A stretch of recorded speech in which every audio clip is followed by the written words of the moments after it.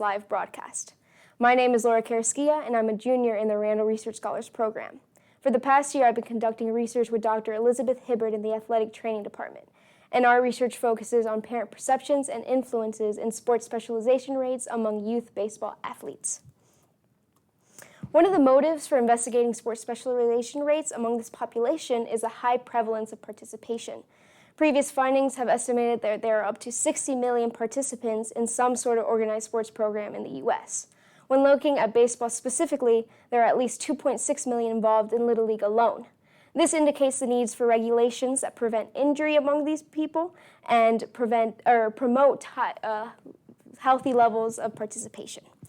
In baseball, these regulations are the USA Baseball Medical and Safety Advisory Committee guidelines, and they suggest levels of participation, such as the daily maximum pitches based on age and how much rest a player should receive afterwards. Though these regulations are already in place, we are seeing a frightening trend of increased injury rates among these youth athletes. Along with these increased injury rates, we're seeing increased rates in the operations used to treat them. For baseball participants, upper extremity injuries are of major concern, those coming in the shoulder and elbow. One of the injuries and operations we're seeing increase in rates is the UCL reconstruction surgery, also known as the Tommy John surgery. This surgery targets torn ligament in the elbow, and actually 15 to 19-year-olds make up the largest demographic for this surgery. So as you can see in the graph below, once we reach the 15 to 19 age group, there's a large peak in the incidence rate, and this rate is only increasing for this age group. So along with increased rates of injury, we're also seeing increased rates in sports specialization. Sports specialization is the intensive training in one sport at the exclusion of all other sports, and it is graded as either being low, moderate, or high levels. Sports specialization could potentially be harmful because it leads to the overexertion of certain muscles or ligaments in the body. For baseball players, these are upper extremity ligaments in the shoulder and elbow. So since this causes overexertion, it could lead to gradual overuse and eventually injury. So sports specialization has been linked to injury in previous researches.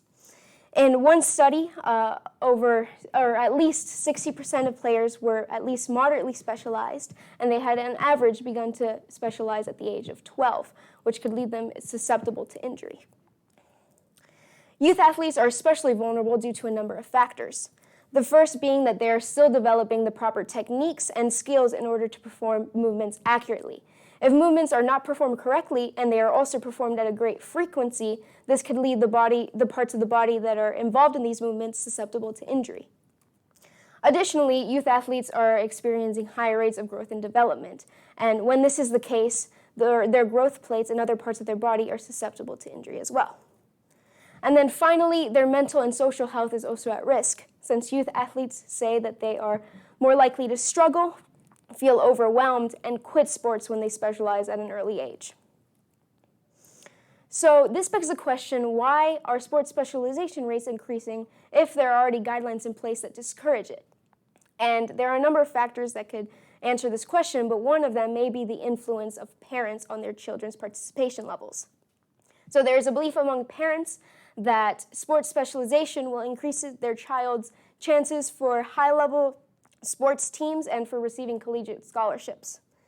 And in one study, 22% of parents had told their children not to play in any other sports, had encouraged them to specialize. Still, there is limited research on parents' influence and perceptions, which is what we wanted to see in our specific research. My role was to create a survey directed towards parents that asked about their demographics, their knowledge of baseball guidelines, and their perception of baseball, as well as their child's participation, specialization, and injury history. The survey was placed on Qualtrics Panel, which is a research recruitment tool that ensures that your survey is directed towards those that meet your requirements. Initially, when we placed our survey on Qualtrics Panel, we had over 1,500 responses, but these were narrowed down to 517 that we felt met our requirements and were also completed fully and logically. Something interesting to note about the demographics of these responders were that over half indicated that either they or their spouse had participated in baseball as a child, which may suggest why they would encourage their students or their players to play baseball. In terms of player specialization, we asked parents 3 questions to determine the specialization levels of their child. The first was if their child had played baseball for over 8 months in a year. The second was if their child viewed baseball as more important than other sports. And the third was if their child had quit other sports in order to pursue baseball. If the parent answered 0 or one of these questions with yes, their child was marked with a low level of specialization. 2 was moderate levels of specialization, and 3 was a high level of specialization. It is interesting to note that our cohort had low levels of specialization in comparison to past research, but this may be because our survey was directed toward a generalized pool of baseball players, whereas past research focused on recruiting responders from showcases or tournaments, which may be why there was an intense level of participation. In terms of baseball injury, we saw that nearly a quarter of players had been injured during their baseball participation. And additionally, about 30% had complained about arm pain or fatigue during their participation. Even more concerning was that 19% had continued playing despite this arm pain or fatigue, which leads them even more prone to injury if this pain is ignored. So why are parents specializing their kids? One may be that parents highly believed that specializing would increase their child's chances of playing in a high school team. However, only about 25% believed that specializing would increase their chances to injury, which is contradictory with current research. In terms of parental influence, nearly 50% had never heard of the guidelines set in place to prevent their child from injury, and nearly a quarter had influenced their child to specialize in baseball. So the conclusions of this study were that there were low levels of specialization in this cohort. Despite these low levels of specialization, the levels paralleled the levels of injury we saw. So about 20% had specialized at least moderately, and also about 20% had received some sort of injury. Additionally, those that had specialized were about twice as likely to receive an injury than those who had not specialized. So about 42 out of 105 who had specialized were injured, compared to 83 out of 412 non-specialized athletes. The reason parents may be influencing their kids to specialize is because there is a focus on improving skills and receiving scholarships and achieving elite status for these players. However, again, current research suggests that sports specialization is not the way to achieve elite status, and instead it increases the chance for injury in these players. So parents seem to be uninformed about the dangers of specialization, and not only were uninformed, but had contradictory opinions to what the research suggests. This indicates the need to further spread and enforce regulations among youth teams and among parents, and again, to increase awareness of the dangers among specialization, especially among the parents, and to make sure that they're aware of the guidelines put in place. If we can reduce sports specialization levels by increasing awareness, hopefully we can prevent injury and aid future baseball professionals.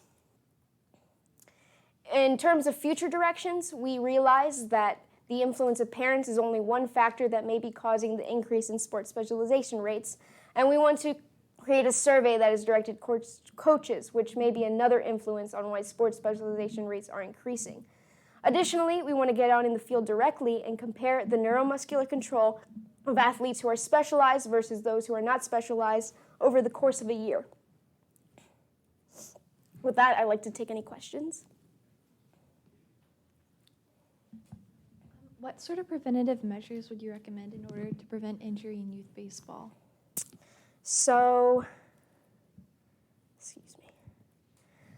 some of the preventive measures we want to see in place is that obviously guidelines should start as early as possible, and parents as well as coaches and athletes should be aware of these guidelines and should follow these guidelines more closely.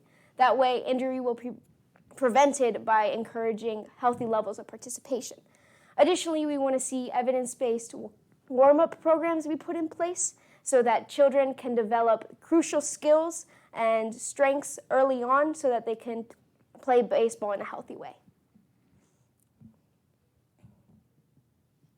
Do the trends of sports specialization and injury exist in sports other than baseball? So the trends are actually existent in all other sports. So we're seeing increases in the rates of specialization and injury in sports such as basketball, football, swimming, and volleyball. The problem with this is that sports specialization is thought to target very specific skills and doesn't form a well-generalized, well-rounded athlete. So only those in gymnastics and swimming have been shown to actually have greater success from sports specialization, since they require such specific skills. In other sports, however, you're still seeing the increase in sports specialization and the increase in injury rates. You mentioned how your role in the project was in developing the surveys. How were some of those questions formed? So the questions were informed both by previous research and by personal interests. So previous research has directed surveys to players and some to parents, and so we created questions based on both the previous research and by things we personally found interesting. Additionally, we found the responders through Qualtrics panel, and we narrowed them down through that avenue. They were compensated from that, and the questions were validated both through that tool and manually by Dr. Hibbard.